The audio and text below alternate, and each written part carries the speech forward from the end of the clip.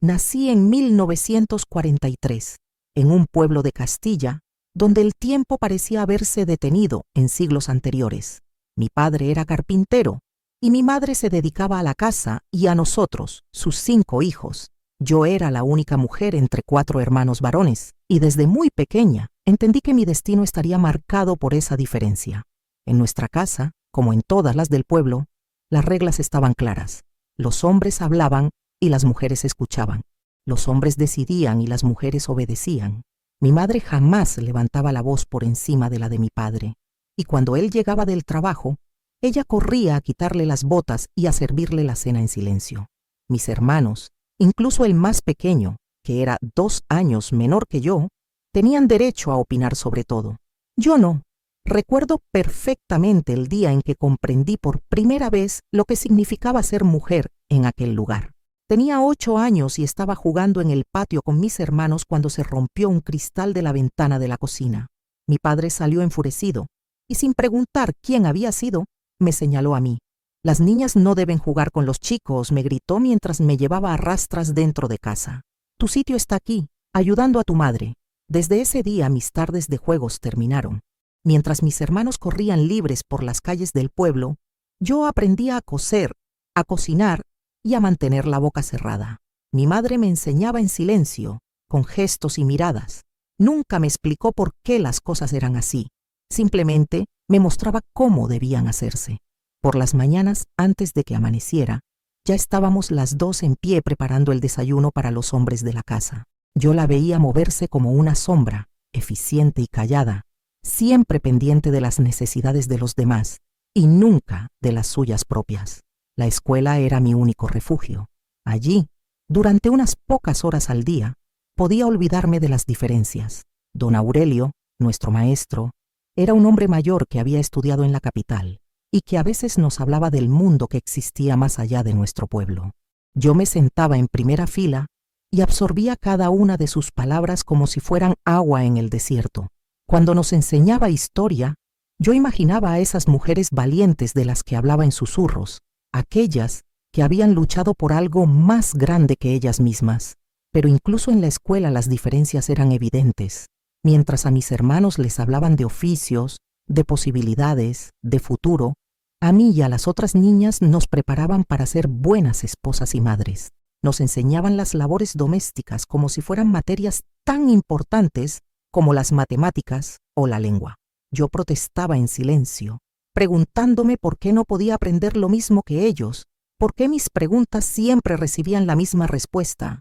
Eso no es cosa de niñas. En casa, las conversaciones importantes se desarrollaban después de la cena, cuando mi madre recogía la mesa y se retiraba a la cocina.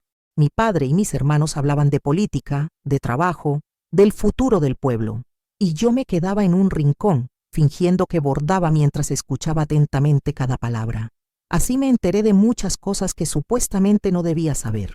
De las familias que pasaban hambre porque el padre se gastaba el sueldo en el bar, de las mujeres que aguantaban golpes porque no tenían a dónde ir, de las niñas que dejaban la escuela porque sus familias necesitaban que trabajaran o porque ya tenían edad de casarse. Una tarde, cuando tenía 12 años, escuché a mi padre hablar con mi tío sobre Remedios, una vecina nuestra. Su marido la había echado de casa porque no podía darle hijos varones, y ella había tenido que volver con sus padres, humillada y sin nada. Las mujeres están para obedecer, decía mi padre. Si no sirven para lo que se espera de ellas, que aguanten las consecuencias. Esas palabras se me clavaron en el pecho como puñales. Por primera vez sentí algo que no sabía nombrar. Una mezcla de rabia y tristeza que me revolvía el estómago. Empecé a fijarme más en las mujeres de mi pueblo, en María, que trabajaba desde el amanecer hasta la madrugada, pero nunca tenía dinero propio. En Carmen, que había querido ser maestra, pero la habían casado a los 16 años, con un hombre al que apenas conocía. En Pilar, que soportaba las borracheras de su marido porque no tenía más opción. Todas ellas vivían vidas que parecían escritas por otros, siguiendo un guión que jamás habían elegido. Mi madre debió de notar mi inquietud porque una noche, mientras bordábamos juntas a la luz de la lámpara, me dijo en un susurro: «Las cosas son como son, hija. Cuanto antes lo aceptes, menos sufrirás». Pero yo no podía aceptarlo. algo dentro de mí se rebelaba contra esa resignación, contra la idea de que mi vida ya estuviera decidida antes de empezar a vivirla. En la iglesia, el cura nos recordaba cada domingo cuál era nuestro lugar. Las mujeres debíamos ser sumisas, obedientes, sacrificadas. Nuestro único propósito era servir a nuestros maridos y criar a nuestros hijos. Yo me sentaba en el banco de madera dura y escuchaba esos sermones sintiéndome cada vez más asfixiada. ¿Por qué Dios había creado a las mujeres para sufrir en silencio? ¿Por qué no podíamos tener voz ni voto en nuestras propias vidas? Cuando cumplí 15 años, las conversaciones en casa empezaron a cambiar. Mi padre y mi madre hablaban en susurros sobre mi futuro, sobre posibles pretendientes, sobre la dote que podrían reunir. Yo escuchaba desde la escalera, con el corazón encogido, mientras planeaban mi vida como si yo fuera un mueble que había que colocar en el sitio adecuado. Fue entonces cuando conocí a Esperanza. Era una mujer de unos 30 años que había llegado al pueblo para trabajar como institutriz en casa de los señores de la fábrica. Venía de Madrid y hablaba de una manera distinta, con una seguridad que yo jamás había visto en ninguna mujer. Llevaba el pelo recogido de forma elegante, caminaba con la cabeza alta y miraba a los hombres a los ojos cuando le hablaban. En el pueblo causó un revuelo inmediato. Un día, mientras volvía de hacer unos recados, me la encontré en la plaza leyendo un libro. Me acerqué con curiosidad y ella me sonrió. ¿Te gusta leer?, me preguntó. Yo asentí tímidamente. Ven, siéntate conmigo, me dijo. Y durante media hora me habló de libros, de ideas, de mundos que yo ni siquiera sabía que existían. Por primera vez en mi vida, una mujer adulta me trataba como si mis opiniones importaran. Esperanza se convirtió en mi refugio secreto. Cuando podía escaparme de las tareas de casa, iba a visitarla. Ella me prestaba libros y me contaba cosas sobre la vida en la capital, sobre mujeres que trabajaban, que estudiaban, que tomaban sus propias decisiones. El mundo está cambiando, Bellere, me decía, pero el cambio no llega solo. Hay que luchar por él. Sus palabras plantaron una semilla en mi interior que empezó a crecer día a día. Comencé a cuestionar todo lo que había dado por hecho. ¿Por qué las mujeres no podíamos votar? ¿Por qué no podíamos trabajar fuera de casa? ¿Por qué teníamos que pedir permiso para todo? Las respuestas que había recibido toda mi vida de repente me parecían insuficientes. En casa, mi nueva actitud no pasó desapercibida. Empecé a hacer preguntas incómodas, a expresar opiniones que no me habían pedido. Mi padre me regañaba cada vez con más dureza, y mi madre me miraba con una mezcla de preocupación y miedo. No hagas las cosas más difíciles de lo que ya son, me susurraba cuando estábamos solas. Pero yo ya no podía volver atrás. La llama que se había encendido en mi interior crecía cada día, alimentada por cada injusticia que veía, por cada mujer silenciada, por cada sueño truncado. Sabía que me esperaba una lucha, que el precio de alzar la voz sería alto, pero también sabía que no podía seguir viviendo en silencio. Una tarde de primavera, cuando acababa de cumplir 17 años, mi padre llegó a casa con una sonrisa que me heló la sangre. Había hablado con Tomás, el hijo del panadero, un hombre de 35 años que acababa de enviudar y necesitaba una mujer que cuidara de sus 3 hijos pequeños. La boda se celebraría en otoño. Mi vida, mi futuro, mis sueños, todo había sido decidido sin consultarme, como si yo fuera una mercancía que se pudiera comprar y vender. Esa noche, mientras toda la casa dormía, me senté junto a la ventana y miré las estrellas que brillaban sobre el pueblo. Sabía que había llegado el momento de tomar la decisión más importante de mi vida. Podía aceptar mi destino, casarme con Tomás y convertirme en una más de las mujeres silenciosas que poblaban nuestras calles. O podía luchar por algo diferente, aunque eso significara enfrentarme a todo y a todos. El amanecer me encontró todavía despierta, con la decisión ya tomada. No me casaría con Tomás. No me convertiría en la sombra de otro hombre, cuidando hijos que no eran míos y viviendo una vida que no había elegido. Cuando mi familia despertó, yo ya había empacado mis pocas pertenencias en un atillo que escondí bajo la cama. Durante los días siguientes, fingí normalidad mientras mi madre preparaba mi ajuar y mi padre ultimaba los detalles de la boda. Pero yo tenía otros planes. Esperanza había regresado a Madrid unas semanas antes y me había dejado una dirección donde podía encontrarla. En sus últimas palabras me había dicho que si alguna vez necesitaba ayuda, no dudara en buscarla. La noche anterior a que se anunciaran oficialmente los esponsales en la iglesia, esperé a que toda la casa estuviera dormida. Me vestí con mi mejor vestido, cogí el hatillo y las pocas monedas que había logrado ahorrar durante años y salí silenciosamente por la puerta de atrás. Mi corazón latía tan fuerte que temía que pudiera despertar a alguien, pero logré llegar al camino que llevaba a la estación del pueblo vecino sin que nadie se diera cuenta. El tren a Madrid salía al amanecer. Mientras esperaba en la pequeña estación, temblorosa de frío y de miedo, me pregunté si no estaría cometiendo el error más grande de mi vida, pero cuando vi aparecer la máquina de vapor entre la bruma matutina, supe que no había vuelta atrás. El viaje fue interminable. Nunca había salido de mi provincia, y cada kilómetro que me alejaba de casa me parecía llevarme hacia un mundo completamente desconocido. Los otros pasajeros me miraban con curiosidad. Una chica de pueblo viajando sola era algo que llamaba la atención, y yo trataba de mantenerme invisible, acurrucada en mi asiento con la cabeza gacha. Madrid me recibió como un golpe brutal. El ruido, la multitud, los edificios altos, el tráfico, todo me abrumaba. Pregunté por la dirección que tenía apuntada en un papel arrugado, y después de caminar durante horas por calles que me parecían laberintos, finalmente llegué a un edificio gris de varias plantas en un barrio que no parecía muy próspero. Esperanza vivía en un pequeño apartamento en el segundo piso. Cuando abrió la puerta y me vio allí, con mi hatillo en la mano y los ojos llenos de lágrimas de agotamiento, no me hizo preguntas. Simplemente me abrazó y me hizo entrar. Durante mis primeros días en Madrid, Esperanza me cuidó como una hermana mayor. Me explicó cómo funcionaba la ciudad, me enseñó a moverme en el metro y, sobre todo, me ayudó a buscar trabajo.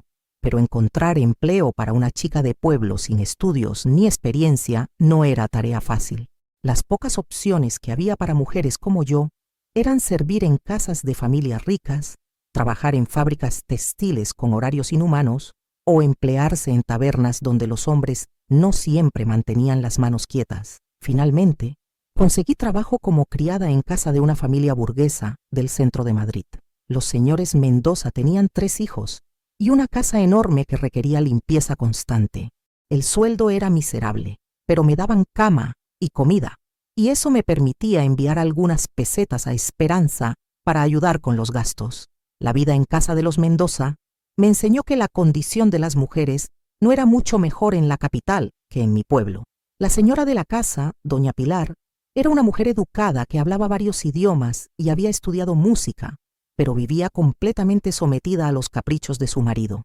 Don Ricardo la trataba como a un objeto decorativo, tomaba todas las decisiones importantes sin consultarla, y cuando ella se atrevía a opinar sobre algo, él la hacía callar con una mirada que helaba la sangre. Yo observaba todo desde mi posición invisible de sirvienta. Veía cómo don Ricardo llegaba a casa borracho y gritaba a su esposa por cualquier nimiedad.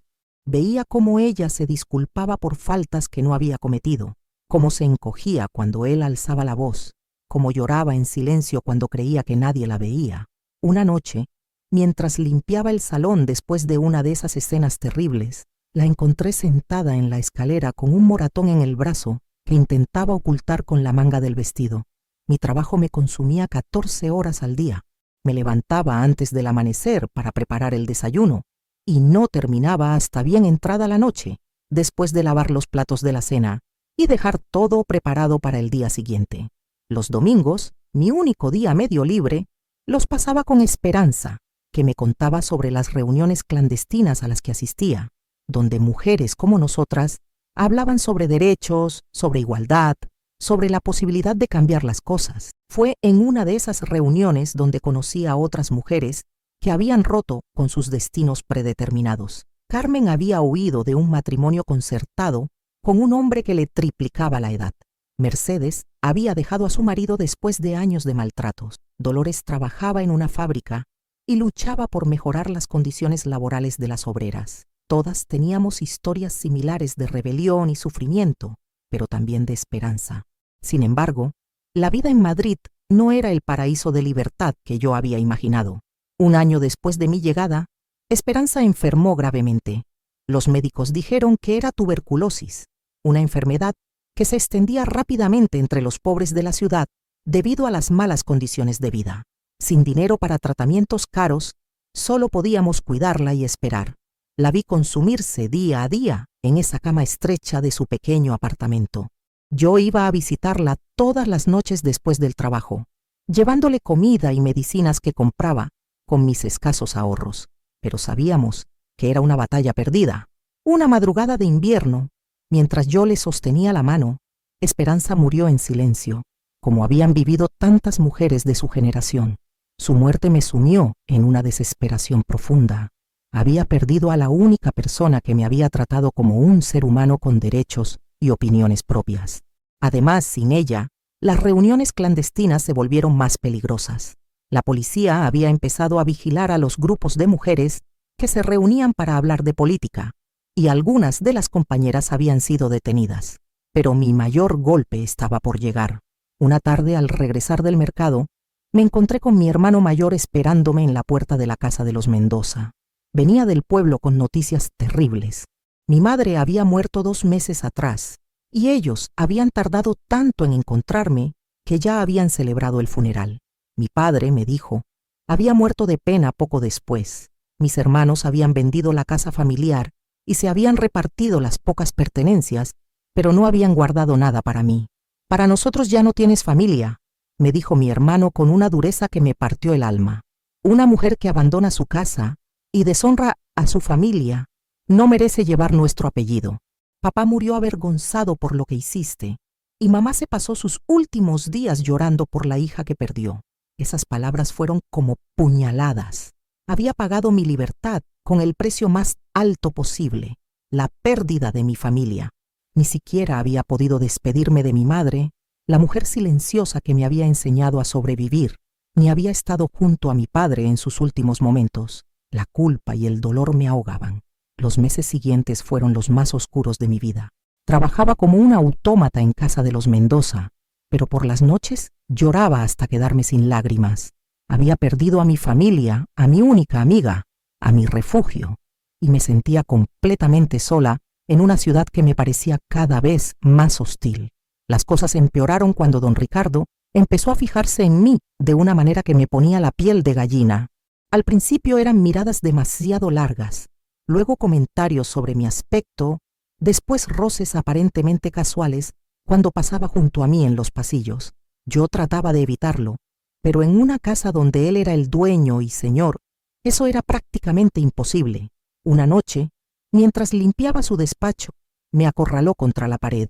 Me dijo que había notado mi tristeza, que él podía ayudarme, que podía darme una vida mejor si yo era amable con él. Sus manos empezaron a recorrer mi cuerpo mientras yo me quedaba paralizada por el terror y la repugnancia.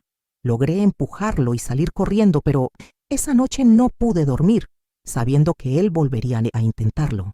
Al día siguiente hablé con doña Pilar, tratando de contarle lo que había pasado sin ser demasiado explícita, pero su reacción me destrozó el corazón. Me miró con una mezcla de dolor y resignación, y me dijo que yo debía haber malinterpretado las intenciones de su marido, que él era un hombre honorable, y que si había algún problema, seguramente yo habría hecho algo para provocarlo. Esa misma tarde, don Ricardo me despidió alegando que mi trabajo no era satisfactorio. Me dio una semana de sueldo y me ordenó que recogiera mis cosas inmediatamente. Doña Pilar estuvo presente durante toda la conversación, mirando hacia otro lado, cómplice silenciosa de la injusticia que se cometía conmigo. Me encontré en la calle sin trabajo, sin dinero y sin referencias. Ninguna familia respetable querría contratar a una sirvienta despedida sin recomendación. Durante semanas busqué empleo desesperadamente, durmiendo en pensiones de mala muerte y gastando mis últimos ahorros en comida barata que apenas me mantenía en pie. Fue entonces cuando conocí a Remedios, una mujer mayor que regentaba una pequeña taberna en uno de los barrios más pobres de Madrid. Me ofreció trabajo sirviendo mesas y limpiando, con un sueldo miserable pero suficiente para sobrevivir. El lugar no era respetable. Los clientes eran hombres rudos que bebían demasiado y hablaban fuerte, pero yo no estaba en posición de ser exquisita. La taberna se convirtió en mi universidad particular. Allí escuchaba las conversaciones de obreros que hablaban de huelgas, de derechos laborales, de la necesidad de organizarse para luchar contra los abusos. También conocía mujeres que trabajaban en las fábricas textiles y que me contaban sobre las condiciones inhumanas que soportaban. Jornadas de 16 horas, salarios que apenas alcanzaban para comer, accidentes de trabajo que los patrones ocultaban. Una de esas mujeres era Asunción, una viuda con 3 hijos que trabajaba en una fábrica de algodón.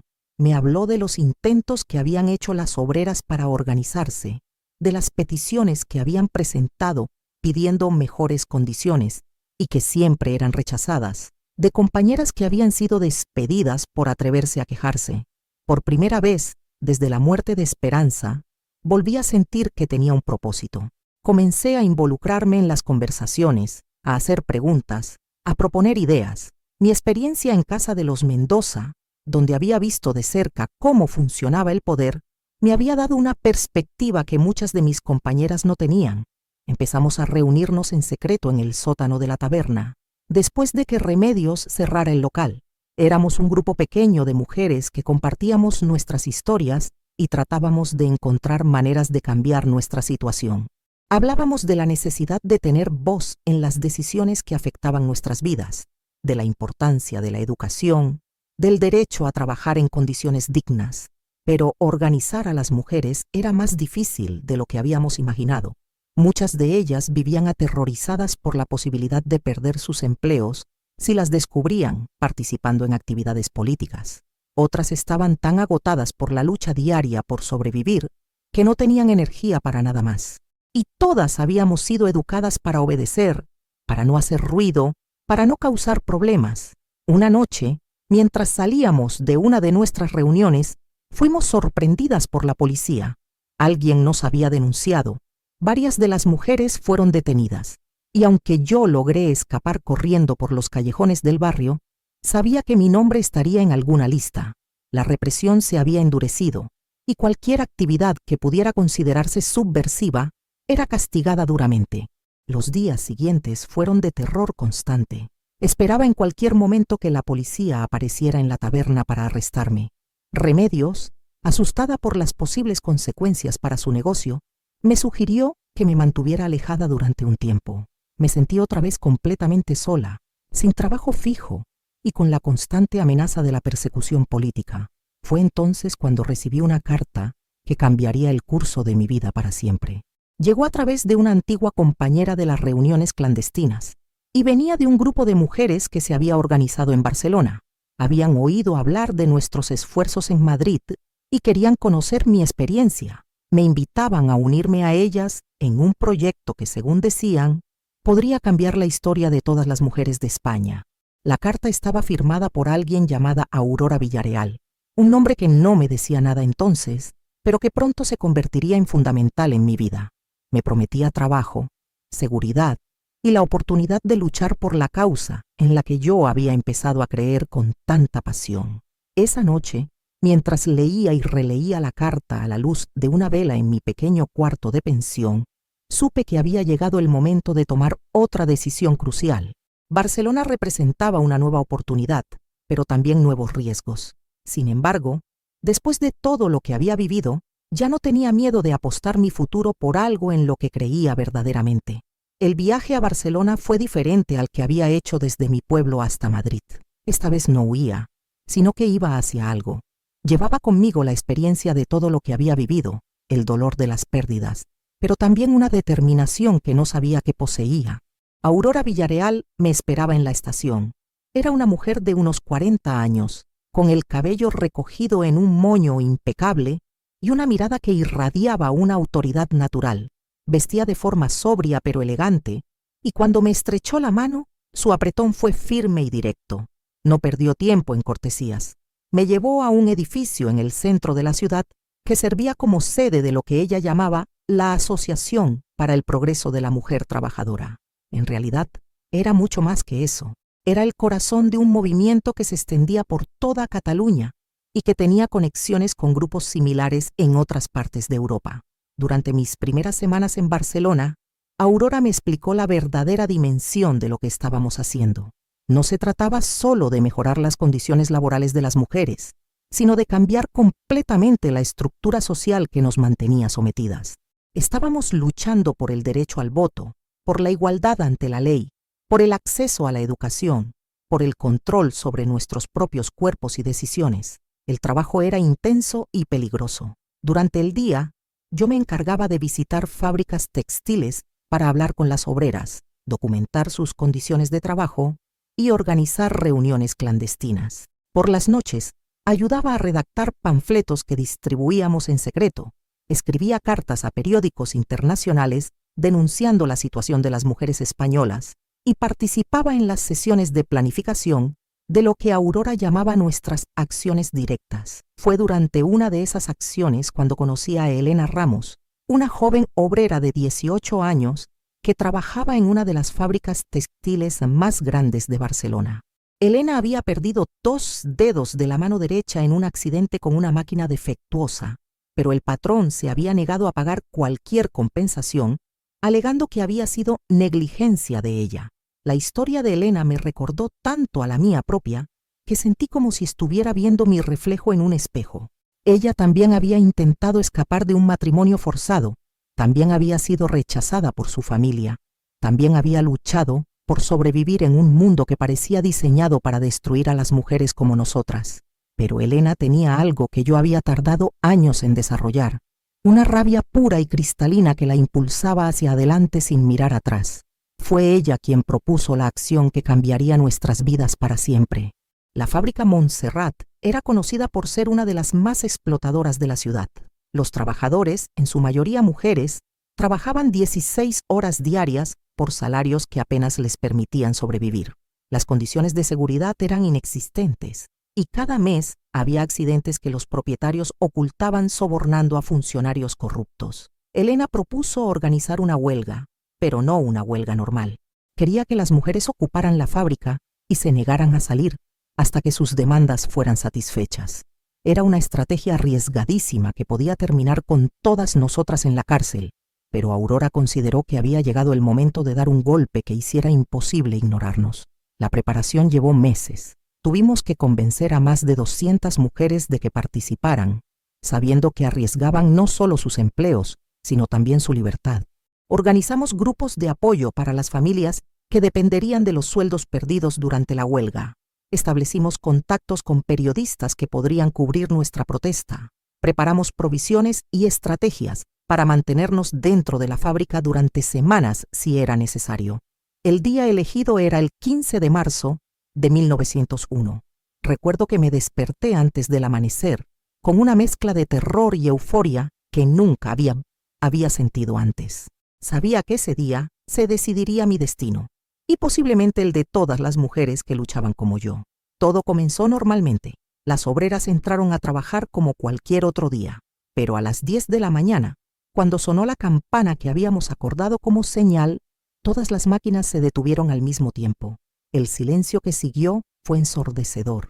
Elena se subió a una mesa en el centro del taller principal y leyó nuestras demandas: jornadas de 8 horas, salarios dignos, medidas de seguridad, derecho a organizarse sin represalias y compensación para todas las trabajadoras que habían sufrido accidentes laborales. Su voz resonaba clara y firme en el aire cargado de pelusas de algodón.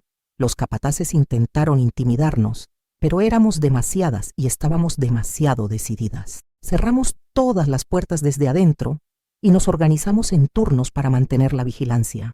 Yo me encargué de coordinar las comunicaciones con el exterior, enviando mensajes a Aurora y a los periodistas que habían prometido cubrir nuestra protesta. Los primeros 2 días fueron casi festivos. Cantábamos, compartíamos historias, nos apoyábamos unas a otras. Por primera vez en nuestras vidas, sentíamos que teníamos poder real, que nuestras voces importaban. Los periódicos empezaron a hablar de nosotras, no solo en Barcelona, sino en Madrid e incluso en París. Pero el tercer día llegó la represión. El propietario de la fábrica, don Jaime Montserrat, había conseguido una orden judicial para desalojarnos por la fuerza. La policía rodeó el edificio y nos dieron un ultimátum: salir voluntariamente o ser arrestadas por alteración del orden público y daños a la propiedad privada. Nosotras votamos por resistir. Sabíamos que si cedíamos en ese momento, todo habría sido inútil, pero también sabíamos que la policía no dudaría en usar la violencia para sacarnos. El asalto comenzó al amanecer del cuarto día. Rompieron las puertas principales y entraron con porras y perros.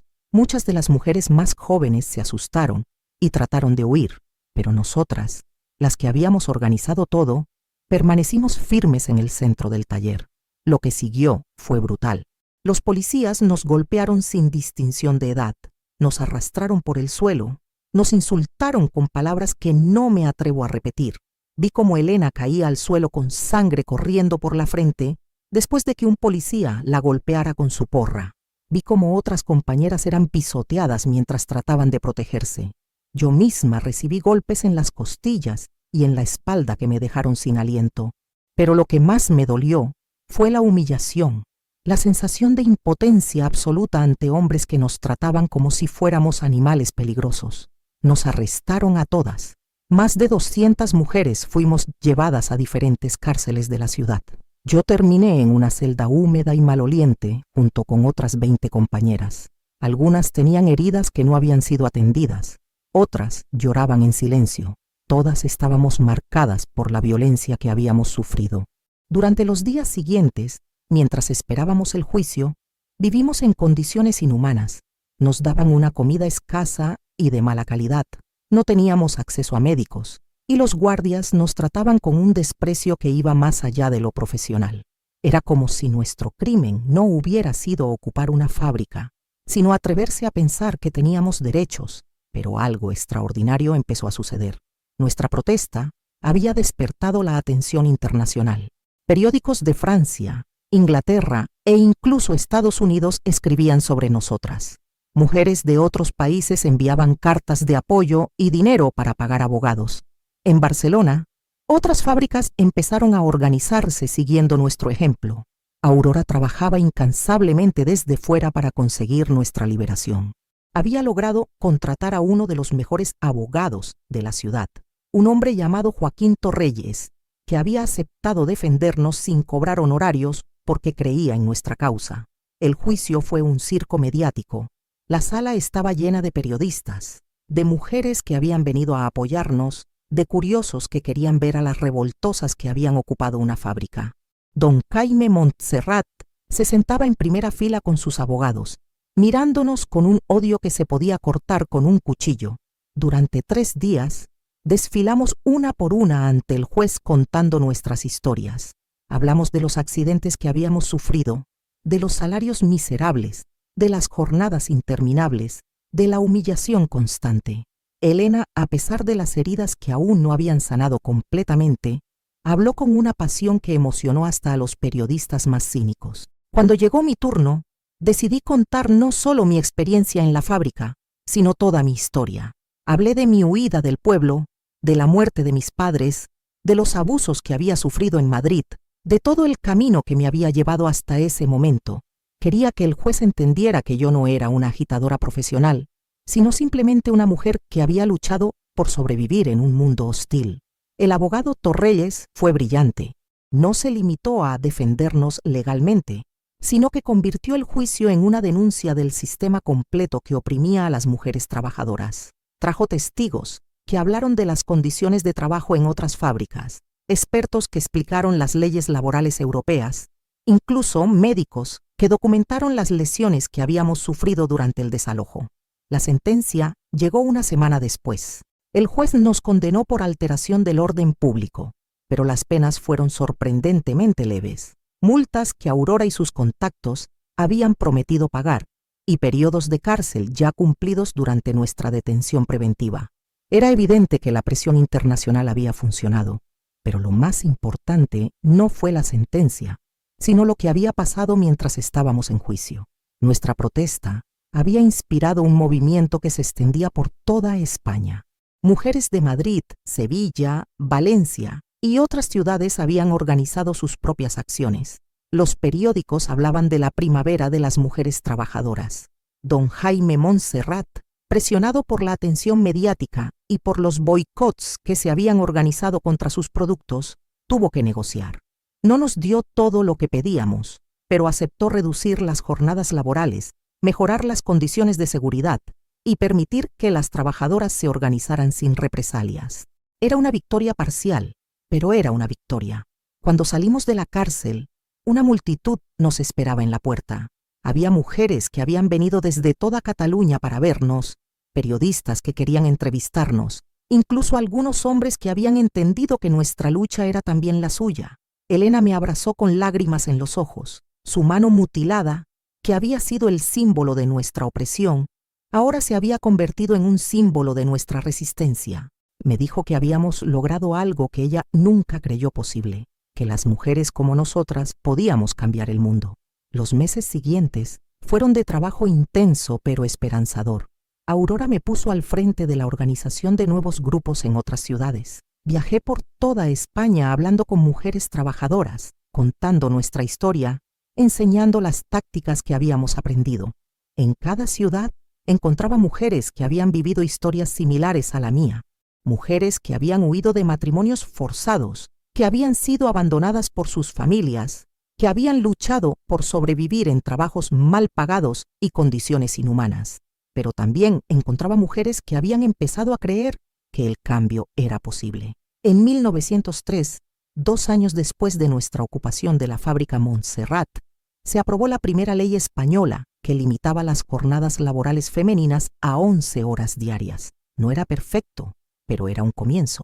Cuando leí la noticia en el periódico, me acordé de mi madre, trabajando desde el amanecer hasta la noche en nuestro pequeño pueblo, sin imaginar nunca que algún día una ley podría proteger a mujeres como ella. Ahora, tantos años después, cuando miro hacia atrás, me doy cuenta de que mi vida se dividió en 2 partes, antes y después de esa huelga.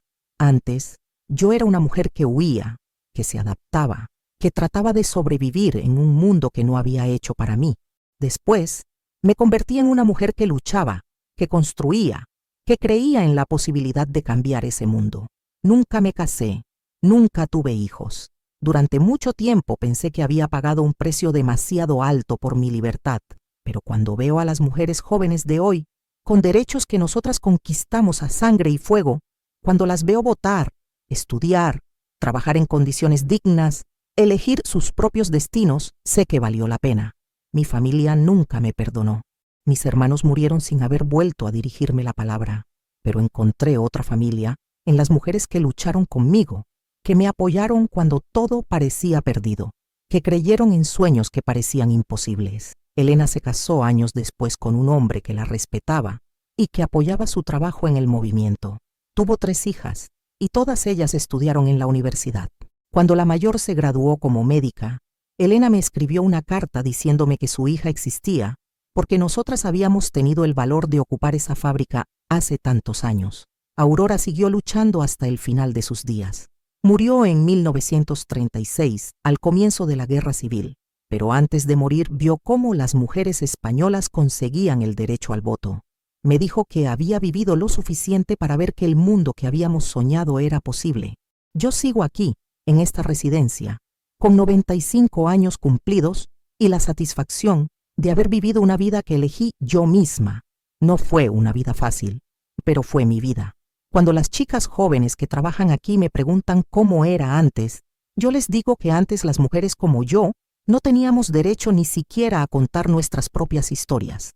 Hoy tengo ese derecho y lo ejerzo.